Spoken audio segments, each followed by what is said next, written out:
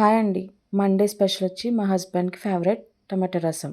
ఫస్ట్గా మిరియాలు, పచ్చిమిర్చి ఇంకా టమాటా వేసుకొని బాగా పేస్ట్ కింద చేసుకోవాలి.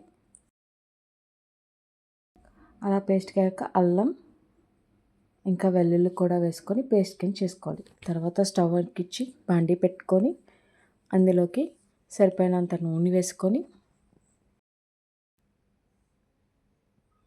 ఇందులోకి జీలకర్ర, ఆవాలు,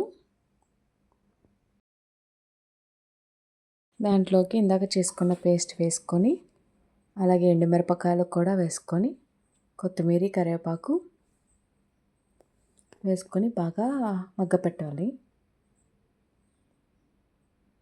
అది బాగా మగ్గాక పసుపు, కారం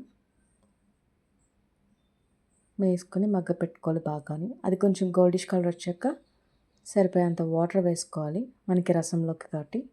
అందులోకి కొంచెం బెల్లం, కొంచెం సాల్ట్ వేసుకొని బాగా మరగపెట్టుకోవాలి. టేస్టీ టమాటో రసం రెడీ.